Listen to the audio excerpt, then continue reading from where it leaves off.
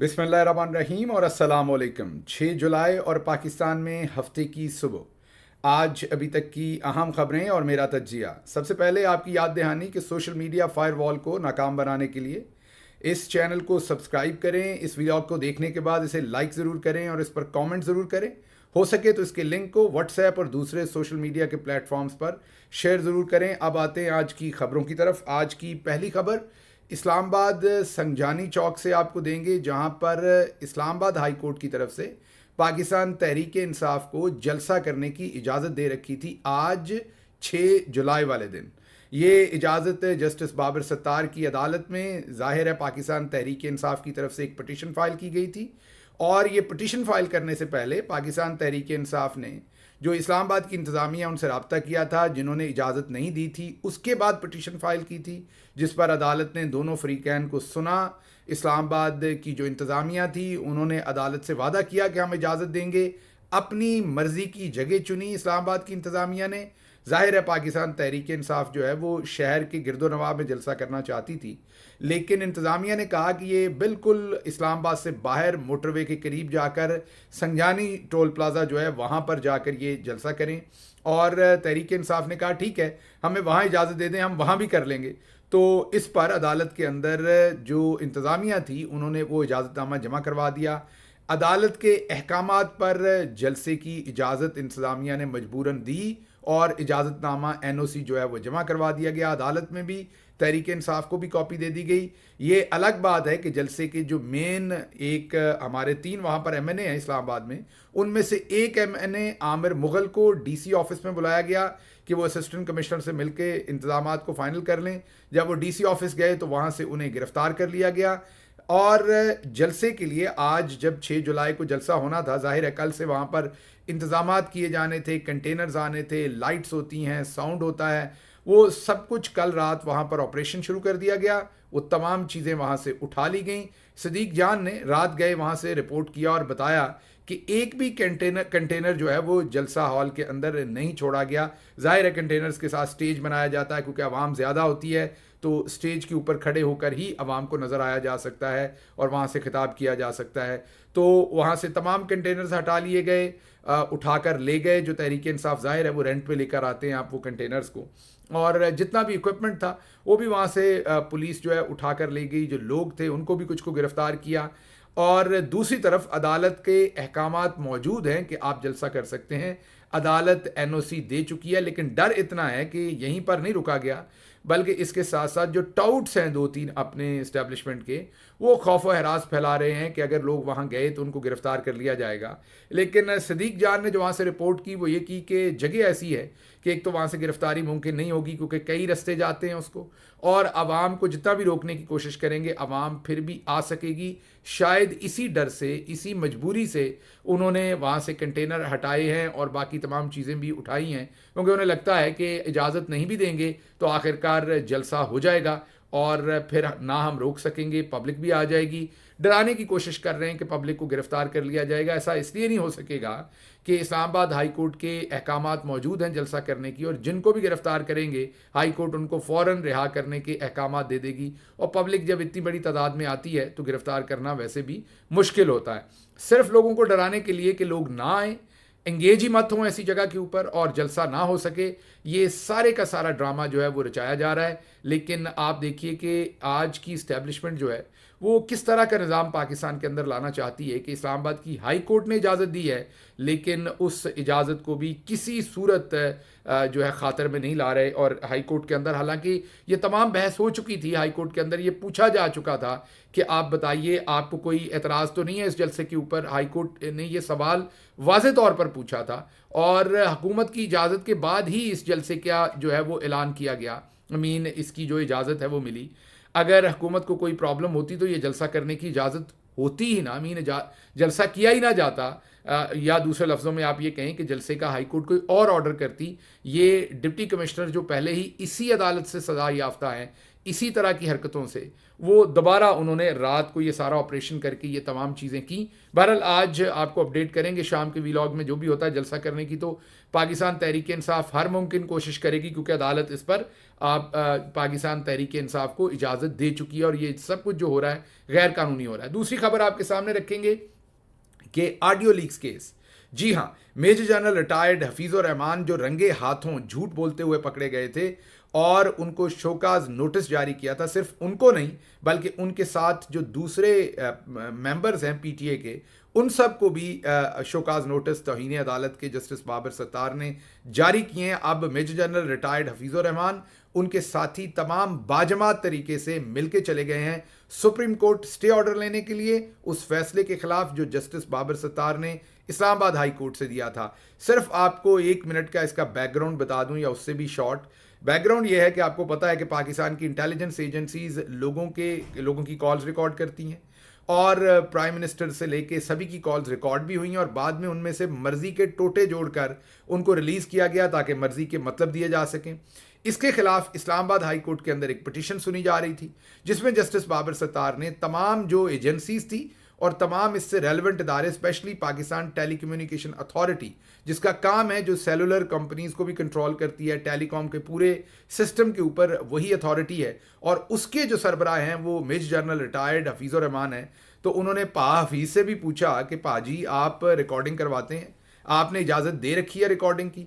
हफीज़ बड़ी नूरानी शख्सियत रखते हैं और उन्होंने अदालत में आके कहा कि जी हम किसी किस्म की हमने इजाज़त नहीं दी। अदालत ने टेलीकॉम कंपनीज को बुला लिया। टेलीकॉम कंपनीज जाहिर है मल्टीनेशनल कंपनीज हैं, उनके जो सारे सीईओ और दूसरे लोग हैं वो ज़्यादातर बैरून मुल्क से भी उनका ताल्लुक होता है, वो तो झूठ नहीं बोलेंगे अदालत में। जब टेलीकॉम कंपनीज को बुलाया गया तो उन्होंने अपने वकीलों के थ्रू अदालत को बताया कि जी बिल्कुल रिकॉर्डिंग होती है और ये जो पीटीए कह रहा है कि और हफीज़ कह रहा है, mean major general retired Hafeezur Rahman जो कह रहे हैं ये पाजी झूठ बोल रहे हैं और रिकॉर्डिंग होती है और 40 लाख पाकिस्तानियों की रिकॉर्डिंग होती है। जी हाँ, एक दो की नहीं, 40 लाख पाकिस्तानियों के फ़ोन रिकॉर्ड होते हैं और कंपनीज ने बताया कि हमने अपने पैसों से ये सिस्टम लगाकर जो है ये टेलीकॉम कंपनीज को दे रखा है और टेलीकॉम कंपनीज जब उनका दिल करता है, टेलीकॉम कंपनीज ने कहा कि एजेंसीज को जो ISI, MI, IB, specially ISI और आईबी का नाम लिया उन्होंने, उनको हमने दे रखा और अपनी मर्जी से डाटा को एक्सेस कर सकते हैं और इसमें हमसे ना वो पूछते हैं ना बताते हैं। हमें जो वजारत दाखिला और पीटीए उनके अहकामात पर हमने ये सिस्टम लगा के रखा है। बस ये क्या था, जैसे ही वो झूठ बोलते पकड़े गए अदालत में, क्योंकि इससे पहले ये ज़हन में रखिए कि वर्बल झूठ नहीं बोला था हफीज़ुर रहमान साहब ने, उन्होंने लिखकर झूठ बोला था इससे पहले अदालत में, एफिडेविट दिया था, बयान हल्फी दिया था। उसके बाद अदालत के पास और कोई चारा नहीं था कि वो उनको तौहीन अदालत का नोटिस जारी करने के अलावा और क्या करें। उन्होंने पीटीए के चेयरमैन को और दूसरे मेंबर्स को तौहीन अदालत का नोटिस जारी किया और अब उसको रुकवाने के लिए भाग कर गए हैं सारे काजी साहब के पास। देखते हैं काजी साहब इसमें क्या करते हैं। स्पेस तो ज़्यादा नहीं है काजी साहब के पास भी, लेकिन फिर वो तो काजी साहब है ना, कुछ भी कर सकते हैं। तो ये खबर आपके सामने रखनी थी।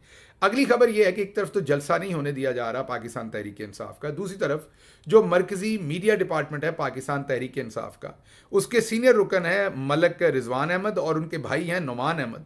दोनों को, रिजवान और नौमान दोनों को, रिजवान जो है वो बहुत ही शरीफ और नफ्स आदमी है जो नौकरी करते हैं पाकिस्तान तहरीक इंसाफ में। मीन उनकी ये नौकरी है, वो अपना रोज़ी रोटी है उनकी, वो मीडिया डिपार्टमेंट के अंदर काम करते हैं, उन्हें सैलरी मिलती है।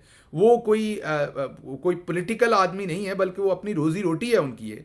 तो मलिक रिजवान और मलिक नुमान, उन दोनों को अगवा कर लिया एजेंसीज ने। उमर अयूब साहब ने ट्वीट करके बताया कि उन्हें रात गए अगवा कर लिया गया रावलपिंडी से। आपको पता है इससे पहले अजहर मिशवानी के 2 भाई, मेरा भाई अपना और अब नुमान और रिजवान, ये दोनों भी अगवा कर लिए गए हैं। और मुल्क में कानून क्या है आप सोच लीजिए कि अगर हम किसी दूसरे मुल्क की सिक्योरिटी एजेंसीज के हत्थे चढ़े होते तो शायद वो भी यही सलूक करते। अब हमारे अपने मुल्क की एजेंसीज भी हमारे साथ वही सलूक कर रही हैं। तो आप हालात देख लें कि किस तरफ जा रहे हैं और हो क्या रहा है। बहरहाल इसके लिए जाहिर है आप पिटीशन दायर करनी पड़ेगी इस्लामाबाद हाई कोर्ट में और देखते हैं ये सब कुछ क्या होता है, या उन पर कोई झूठी सच्ची एफआईआर दे के उन्हें मंजरे आम पर ले आएंगे एक आध दिन के अंदर। यही कार्रवाइयाँ जो हैं ये हमें ले डूबी हैं, यहाँ तक ले आई हैं। अगली खबर आपके सामने रखेंगे कि एक तो हमने आपको बताया था कि फैसलाबाद के अंदर रिक्शा ड्राइवर महंगाई से तंग आकर चौक के अंदर मुकम्मल बरहना होकर अपना बिजली का बिल लेकर एहतजाज कर रहा था, तो दूसरी तरफ एक छोटा बच्चा जो टॉफ़ी या कोई चीज़ दुकान से चुराते हुए दुकानदार ने लाहौर में पकड़ लिया, उस छोटे कमसन बच्चे को उस दुकानदार ने बदबख्त ने नंगा किया, उसका मुंह काला किया और उसे पूरी मार्केट में फिरवाया। एक तरफ तो गुर्बत, अफलास और जो मैं ये कहूँगा इखलाकी पस्ती का हाल ये है हमारा, तो दूसरी तरफ फैसला ये किया गया है कि सदर पाकिस्तान के लिए 30 करोड़, जी हाँ, जरदारी साहब जिन्हें मिस्टर 10% कहते हैं और मौजूदा मिलिट्री इस्टेब्लिशमेंट उन्हें अपने सुप्रीम कमांडर इन चीफ के तौर पर लेकर आई है। मीन सदर पाकिस्तान आपको पता अफवाज के कमांडर भी होते हैं। खुसूसी तौर पर फॉर्म 47 पर इन लोगों को जुतवा कर, इनकी असम्बली बनवा कर और उनके ऊपर फिर आसिफ जरदारी साहब को लाए हैं। यही चिराग जलेंगे तो रोशनी होगी, ये हमने सुन रखा था, लेकिन आप देख भी रहे हैं। तो चिराग जलाए गए हैं जी। अब ये चिराग चाहते हैं कि इन्हें 30 करोड़ रुपए की नई गाड़ियां लेके दी जाएं।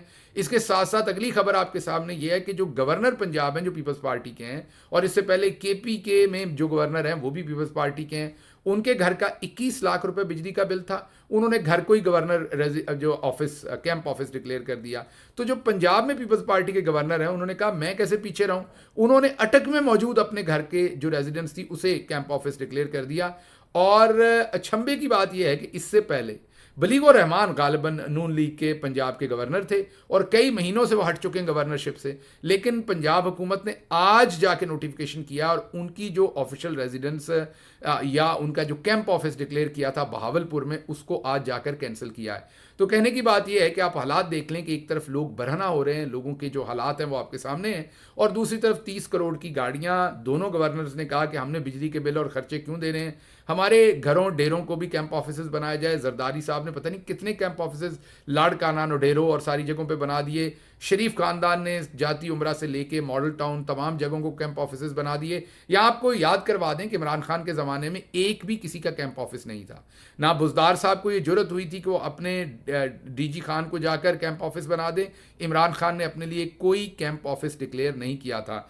अपने घर के तमाम बिल्स, हर चीज़ वो खुद अपनी जेब से अदा करते थे। ये आपको सिर्फ याद करवा रहा हूँ कि ये फ़र्क था कि वो भी ख्याल करते थे कि पैसा जो है वो आपका है, ये आपके टैक्स का पैसा है जो गरीब पे लगना चाहिए, और ये चोरी करके इन चीज़ों पे नहीं लगना चाहिए। लेकिन दूसरी तरफ अब मैं आपको रोज़ खबरें देता हूँ कि लाहौर में ब्यूरोक्रेट्स ने ये फैसला किया है कि फ़ेज़ 9 के अंदर जो है वो 29 घर शायद गालिबन नए बनेंगे और 2 अरब की लागत के साथ वो 29 घर बनेंगे। 2 अरब पहली किस्त है, उस पर कई अरब लगेंगे। ये तो इस साल उसको पहले पैसे दिए गए हैं। फिर कमिश्नर हाउस जो है, कमिश्नर ऑफिस लाहौर, उसके लिए 40 करोड़। फिर पार्लियामेंट लॉजेस की तज़ीन व आराइश के लिए 1.25 अरब।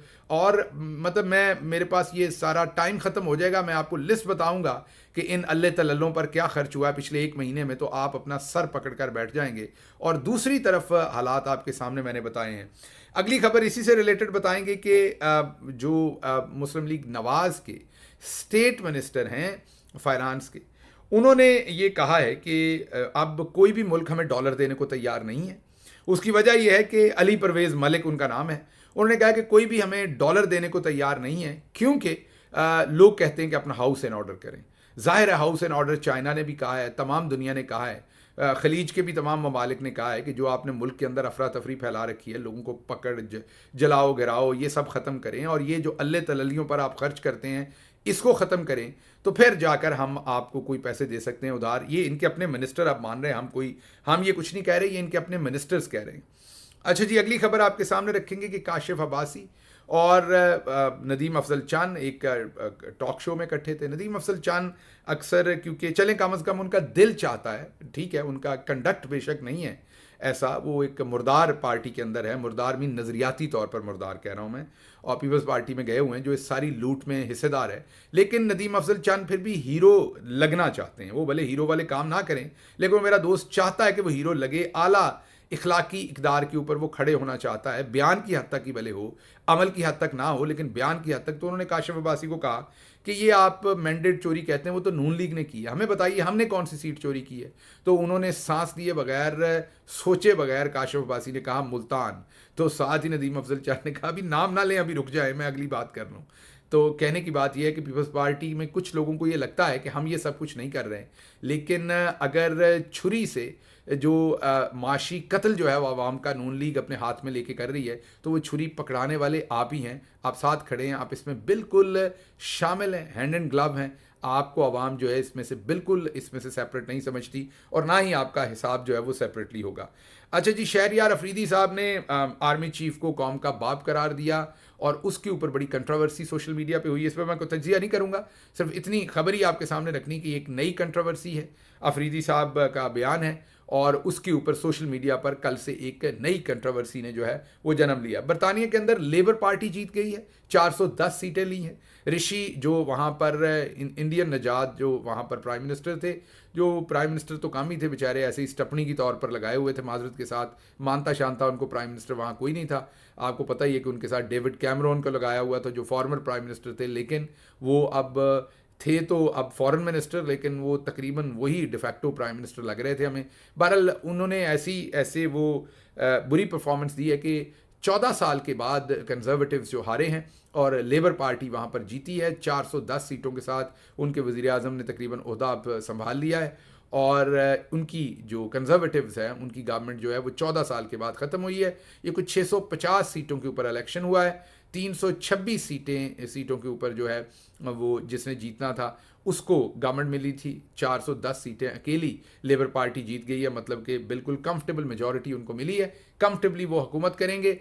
और लेकिन उसमें इंग्लैंड के जो लोग हैं उन्होंने बहुत मिस किया है। उन्होंने राजा सिकंदर सुल्तान को मिस किया है कंजर्वेटिव पार्टी ने, उन्होंने हमारी मिलिट्री इस्टेब्लिशमेंट को मिस किया है, उन्होंने हमारे जस्टिस काजी फायज ईसा को मिस किया। देखिए उनके यहाँ इलेक्शन हुए 560 सीटों पर हुए, सुबह 10 बजे से गालिबन शाम 6 बजे तक या 10 बजे तक पोलिंग हुआ, अगले दिन सुबह नतीजा आ गया। अब बरतानिया वाले फारिग होकर अपने अगले काम करेंगे। मीन कल से उनके यहाँ इलेक्शन का कोई काम नहीं, इलेक्शन ख़त्म हो गया, आज सेलिब्रेशंस भी हो जाएंगी, हल्फ उठा लेंगे और अगली गवर्नमेंट काम करना शुरू कर देगी और पूरी कौम अपने काम पर लगेगी। अब दूसरी तरफ हमारी तरफ सोचें, हम एक इलेक्शन करवाते हैं पहले, फिर हम अगले 3-4 महीने उसकी धांधली करने में लगते हैं। मीन आज की खबर आपको दे रहा हूँ कि इलेक्शन कमीशन ने जो है वो दोबारा से फॉर्म 45 अपनी वेबसाइट से डिलीट कर दिए हैं और उनमें रद्दोबदल किया है। इलेक्शन ट्रिब्यूनल की खबर भी आगे मेरे पास है, वो भी मैंने आपको देनी है। तो हमारी पूरी सुप्रीम कोर्ट देखिए इलेक्शन, पहले तो हमारा पूरा इलेक्शन कमीशन जो है, पूरी मशीनरी जो है, पूरी मिलिट्री स्टैब्लिशमेंट जो है वो इलेक्शन पे धांधली करने में लगी हुई है। अवाम लाठी लेके कई दिन तक खड़ी रही है अपने वोट की हिफाजत करने के लिए। तो पहले तो देखिए आप वो कितने बेवकूफ़ हैं, इंग्लैंड वालों ने इस मनोरंजन को एक ही दिन एंजॉय किया और अगले दिन अपने कामों पे चले गए। हमारे बारे में सोचिए, हम इलेक्शन करवाते हैं और अगले 3 साल तक उसी में महव रहते हैं और उतनी देर में अगले इलेक्शन का काम आ जाता है, टाइम आ जाता है। तो हमारी मिलिट्री स्टैब्लिशमेंट पहले देखिए सर जोड़कर बैठी, उन्होंने पूरी चोरी करवाने का मंसूबा इलेक्शन कमीशन से अपना जो आपका काजी फायज ईसा सब कुछ लगाया, कितनी उखाड़ पछाड़, मोहसिन नकवी, ये वो, कितनी सारी प्लानिंग की, कितने जहीन दिमाग इस पर इस्तेमाल हुए, कितने रिसोर्सेज इस्तेमाल हुए। फिर पाकिस्तान तहरीक इंसाफ के लिए 9 मई करवाया गया, गद्दारी बगावत के केसेस, अदालतें, लोगों को उठा के नंगा करना, करंट लगाना, 6 जजेस का ख़त आपको पता, उनके घर वालों के साथ क्या किया गया, अगवा बराए बयान, इंटेलिजेंस एजेंसीज इस्तेमाल हुई, सेफ हाउसेज इस्तेमाल हुए, कितना कुछ हमने किया इसके लिए। फिर हमने इलेक्शन करवाया, उसके बावजूद पब्लिक, फिर किसी को हमने कद्दू दे दिया, इंतखाबी निशान, बल्ला छीन लिया, आज़ाद उम्मीदवार डिक्लेयर कर दिए, क्या कुछ नहीं किया हमने। लोगों ने कद्दू तोरी के ऊपर भी जाकर मोहरें लगा दी, फिर एक पार्टी इलेक्शन जीत गई। अच्छा, ये तो अब हमें नहीं चाहिए, अब हमको इंग्लैंड तो है नहीं एक दिन में हमने फारिग हो जाना, हमारे लिए तो ये मनोरंजन है। तो फिर हमने क्या किया, हमने कहा कि नहीं जी इसको तो आगे चलाएंगे। फिर हमने धांधली के प्रोसेस को अगले 15-20 दिन चलाया, फिर वो कमिश्नर चट्ठा बोल पड़े, फिर काजी साहब बोल पड़े। अब रोज़ हाई कोर्ट्स भी सारी मसरूफ़ हैं इसी इलेक्शन के चक्कर में, सुप्रीम कोर्ट ऑफ पाकिस्तान भी मसरूफ़ है, लोग जेलों में सड़ रहे हैं, उनके मुकदमे नहीं सुने जा रहे।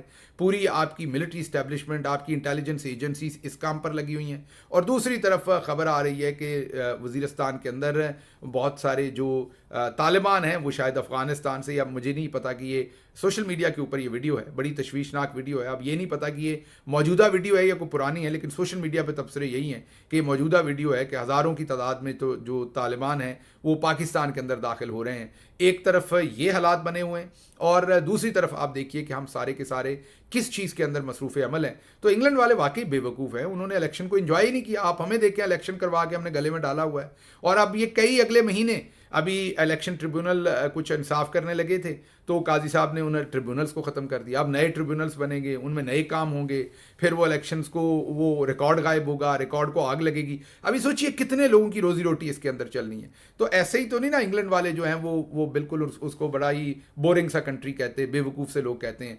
उनको वाकई हमारे यहाँ से ये टेक्नोलॉजी इंपोर्ट करनी चाहिए थी, तो इलेक्शन करा के आवाम को वो बिल्कुल मसरूफ़ रखते अगले कई साल, और लोग इलेक्शन में से ही बाहर ना आते। अच्छा जी, जो पंजाब और सूबाई हुकूमतें थी KPK के अलावा, उन्होंने वफाकी हुकूमत से ये रिक्वेस्ट की थी कि मोबाइल फ़ोन तो बंद करें मुहर्रम के दौरान।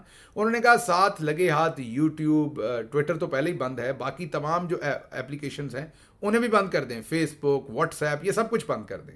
मतलब इनका बस चले तो मुल्क बंद कर दें सिर्फ, और सुनियाँ हो जान गलियाँ तो विच मिर्ज़ा यार फिरे।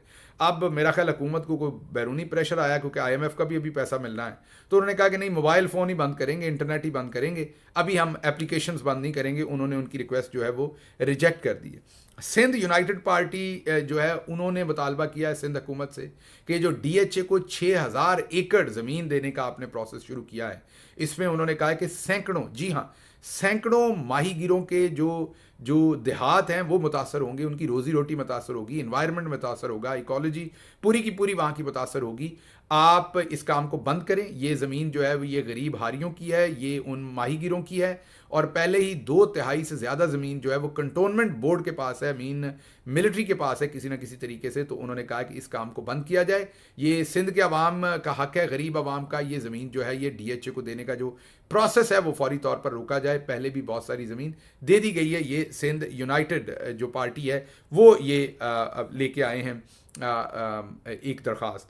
उसके बाद इमरान खान की उनके बेटों के साथ मुलाकात करवाने की जो है वो इजाज़त दी है जज साहब ने, और उन्होंने मुलाकात के लिए मीन अभी इजाज़त तो हतमी तौर पर नहीं दी, नोटिस जारी किए हैं अडयाला के हकाम को, और उनसे पूछा है कि आप मुलाकात क्यों नहीं करवा रहे, मुलाकात करवाएं।